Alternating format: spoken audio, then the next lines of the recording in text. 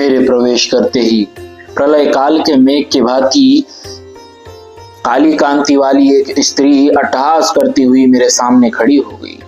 उसके सिर के बाल प्रज्वलित अग्नि के समान दिखाई देते। वह मुझे मार डालना चाहती थी। यह देख मैंने बाएं हाथ के मुक्के से प्रहार करके उस भयंकर निशाचरी को परास्त कर दिया और प्रदोष काल की पुरी में भीतर प्रविष्ट हुआ।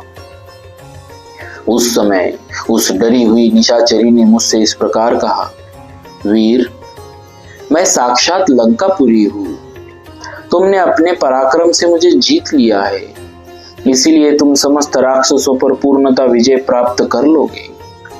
वह सारी रात नगर में घर घर घूमने और वहां रावण के अंतःपुर में पहुंचने पर भी मैंने सुंदर कटि प्रदेश वाली जनकनंदिनी सीता को नहीं देखा। रावण के महल में सीता को न देखने पर मैं शोक सागर में डूब गया। उस समय मुझे उस शोक का कहीं पार नहीं दिखाई देता था। सोच में पड़े पड़े ही मैंने एक उत्तम गृहोद्यान देखा जो सोने के बने हुए सुंदर परकोटे से घिरा हुआ था।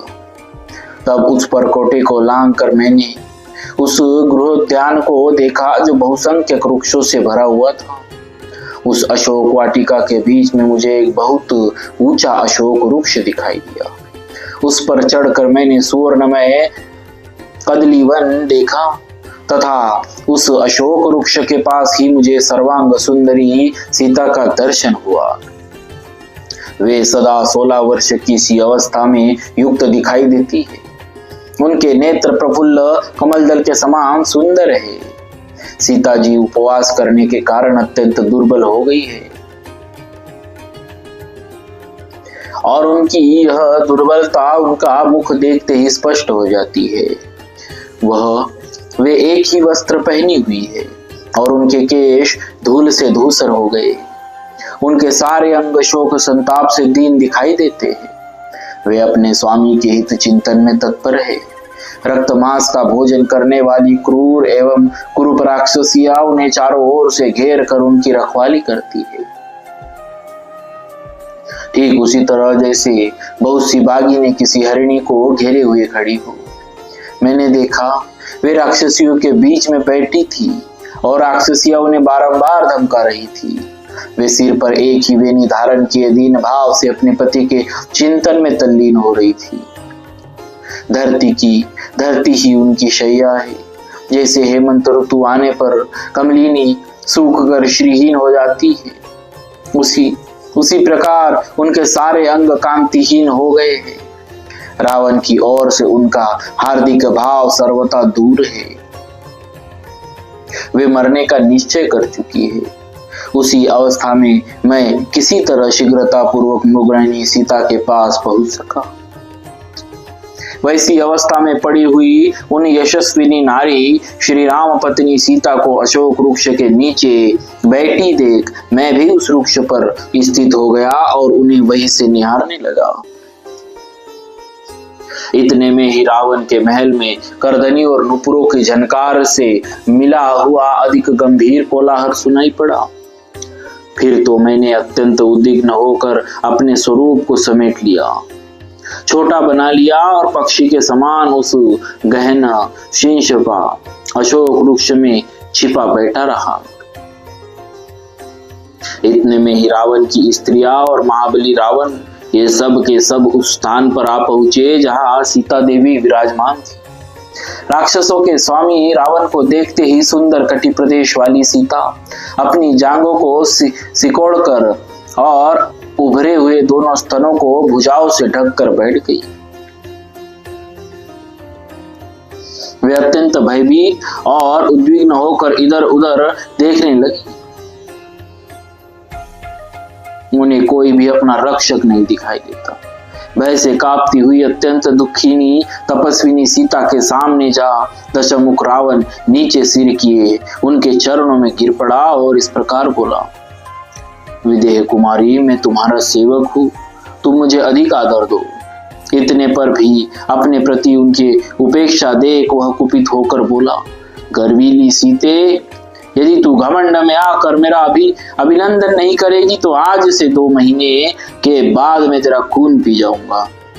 दुरात्मा रावण की यह बात सुनकर सीता ने अत्यंत कुपित हुए उत्तम वचन कहा।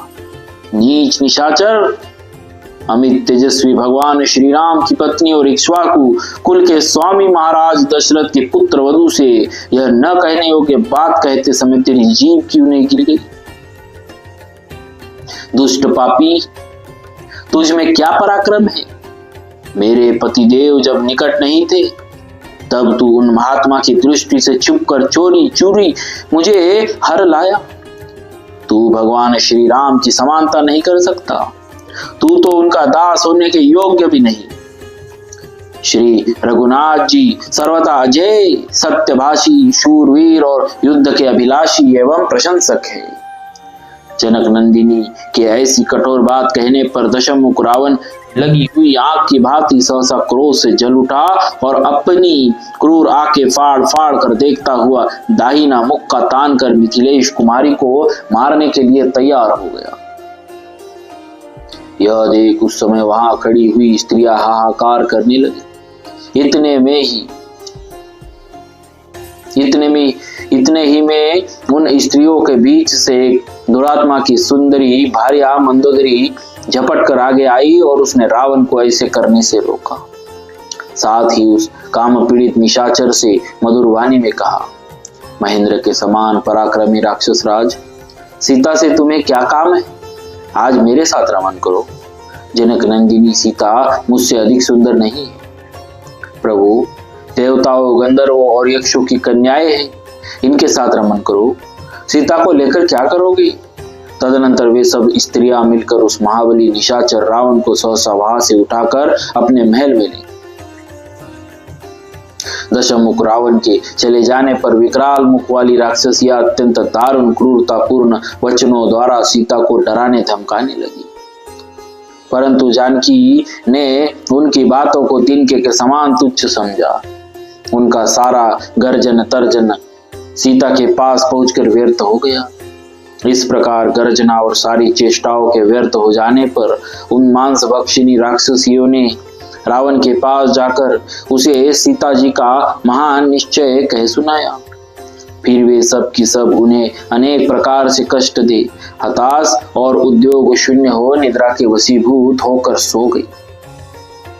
उन सब के सो जाने पर पति के हित में तत्पर रहने वाली सीता जी करुणा पूर्वक विलाप कर अत्यंत दीन और दुखी हो शोक करने लगी।